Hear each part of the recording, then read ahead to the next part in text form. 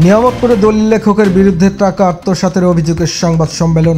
নগর নিয়ামতপুর উপজেলা দলিল লেখক সাজেদুল আলমের বিরুদ্ধে ৮০ লক্ষ টাকা আত্মসাৎ, হয়রানি ও প্রতারণার অভিযোগের সংবাদ সম্মেলন। বুধবার ৯ এপ্রিল নিয়ামতপুর প্রেস ক্লাব হলরুমে সংবাদ সম্মেলনে এসব অভিযোগ করেন দলিল লেখক সমিতির নেতারা। সাজেদুল আলম গত ৭ এপ্রিল নওগাঁ শহরে গিয়ে বর্তমান সভাপতি মোজাফফর হোসেন ও সাধারণ সম্পাদক দ্বিজেন্দ্রনাথ দাসের বিরুদ্ধে অনিয়মের অভিযোগ এনে সংবাদ সম্মেলন করেন এবং বিভিন্ন পত্রপত্রিকা প্রকাশিত হয়, যা প্রত্যাখ্যান করে পাল্টা সংবাদ সম্মেলন করেন দলিল লেখক সমিতির পক্ষে সভাপতি ও সাধারণ সম্পাদক। লিখিত বক্তব্যে সমিতির সভাপতি মোজাফফর হোসেন বলেন, করছি যে আমাদের দলিল লেখক সমিতির সাজেদুল আলম একজন সাধারণ সদস্য। তিনি বিভিন্ন সময় দলিল লেখক সমিতির আইনের তোয়াক্কা না করে একাধিকবার আইন ভঙ্গ করেছেন। তাকে বারবার সতর্ক করার পরও একই ধরনের কাজ করায় কার্যনির্বাহী কমিটির সিদ্ধান্ত মোতাবেক তাকে সাময়িকী বহিষ্কার করা হয়েছে। উল্লেখ্য থাকে যে বর্তমান কমিটির মেয়াদে এর আগেও তাকে ২ বার সাময়িকী বহিষ্কার করা হয়েছিল।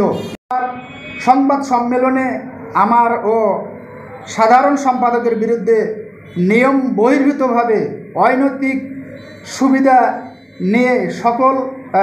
নিয়ে দলিল সম্পাদনের মিথ্যা ও বানোয়াট অভিযোগ তুলে সংবাদ সম্মেলন করেন। উল্লেখ্য থাকে যে নিয়ামতপুর দলিল লেখক সমিতির সরকারি নীতিমালার বাইরে গিয়ে কোনো কাজ করে না। উপস্থিত সাংবাদিকবৃন্দ, সাজেদুল আলম সংবাদ সম্মেলনে বলেন, গত ১৬/৩/২০২৫ ইংরেজি তারিখে নিয়ামতপুর সাব রেজিস্ট্রি অফিসে চুনিয়াপাড়া ও চণ্ডীপুর মৌজার জমি একটি দলিলে সম্পাদন করার আবেদন করে এবং সাব রেজিস্ট্রার তা সম্পূর্ণ করে দেয়, কিন্তু তার বিরুদ্ধে আনীত অভিযোগ ও মোজাফফর হোসেনের অভিযোগ বহিষ্কার হওয়ার পর অপকর্ম আড়াল করতে সাজেদুল আলম সাব রেজিস্ট্রার, জেলা রেজিস্ট্রার, উপজেলা নির্বাহী কর্মকর্তার কার্যালয়ের সমিতির সভাপতি ও সাধারণ সম্পাদকের বিরুদ্ধে লিখিত অভিযোগ দায়ের করেন।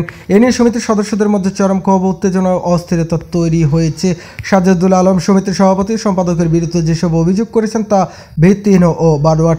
আমরা প্রকাশিত সংবাদের তীব্র প্রতিবাদ জানাচ্ছি এবং আত্মসাতের টাকা ফেরত ও হয়রানি বন্ধে প্রশাসনের হস্তক্ষেপ কামনা করেন।